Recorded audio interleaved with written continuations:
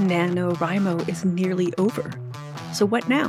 Hey everyone, welcome to an episode of How to Write the Future with your host, Beth Barany. That's me. I am a writing teacher, creativity coach, and science fiction and fantasy novelist. And I created this podcast to offer you tips for your writing life, craft, publishing, marketing, and the writer's mindset, something I call the writer's stance. My mission is to help you, empower you to step into your practice of writing your amazing stories, because I believe that stories have power. We all learn how to be because of the stories in our culture.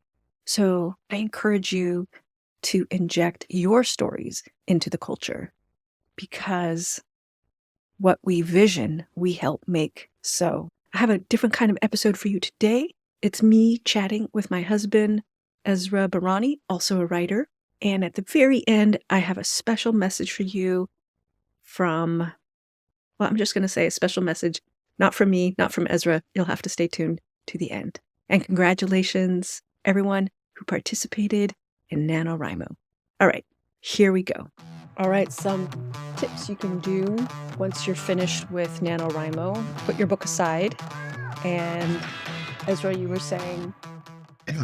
To this is just notes for us, right?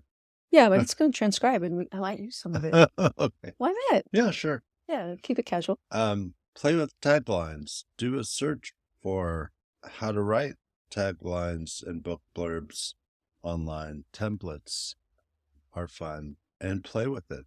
Book trailers. Play with instant video makers. Find some images you like. And some music. And make a book trailer. Royalty free. Yeah, royalty free. And you're also saying log lines. Yeah, it can be really exciting to play with the finished product of your book. What will it look like? What will the cover be? Play with Canva and design a cover. Play with ideas for marketing the book. You can just jump over the editing process for the moment and stay in that first draft energy that's so exciting. Yeah. And put the manuscript aside. Really give it a rest. And maybe I can talk a little bit more about why that's important.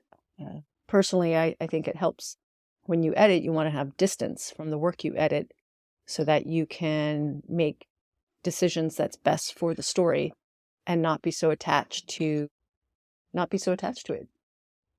Mm-hmm. I prefer to edit when I don't remember what it was like to write the first draft of it.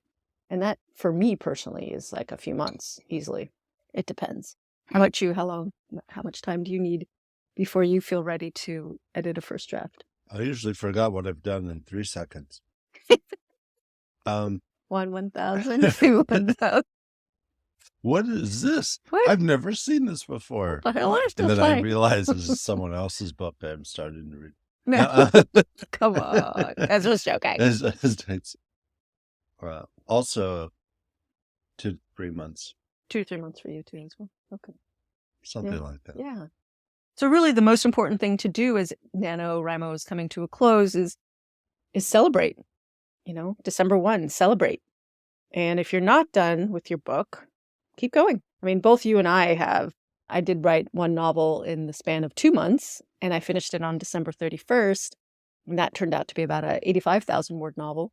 I've seen you start a book on November 1st and keep going into the spring because you're writing some big 100,000 word thing. Yeah. Remember? Yeah, I thought a nice short story about the origin of Tinkerbell would be fun. But then I realized origin story, that does not sound like a short story. That sounds epic. So it turned into over 100,000 words. Yeah. So keep going. NaNoWriMo is a great place to start, but it isn't the be-all, end-all, right? Being a writer is about writing all year round is what I'm trying to say. Yeah, great. Any other tips that we can give people as NaNoWriMo comes to a close? I would say go out and enjoy yourself. Interact, and tell people what you've done. Mm-hmm. Celebrate, not just by you, yourself, and you know, with your friends, with your fellow writers, with buddies, with, you know, the barista at the cafe. Yeah, celebrate. You did an amazing thing. It's incredible. And think about this. If you were to go into, say, a grocery store, how many people in that entire grocery store could say they've written a book? Very few, if any. So you've done a huge accomplishment, and that's really something worthwhile to think about. Mm-hmm. And celebrate. Mm-hmm. And something that I've done, it took me a while to get to this point, but I printed out my entire manuscript and held it in my hands. And that was incredible. Just to feel the weight of all those pages. So exciting. And share it with someone in your family who may not understand what it is you're doing, and let them feel the weight. And they're like, oh, now I see what you've been spending your weekends and evenings and, you know, odd hours doing. Like, wow, that's impressive. And also I have to say something that is really fun that I have done during the process of writing a first draft with you is I read pages to you, even, you know, crappy first drafts, just to get that instant, like, congratulations. So you don't have to wait to the end of the month to celebrate. You can celebrate right now. You can celebrate every day when you write new content, new material for your story. It's a worthy thing to celebrate. Yeah. Anything else? I think that's good. It's a good... Eat cashews. Eat cashews, Ezra says. All right.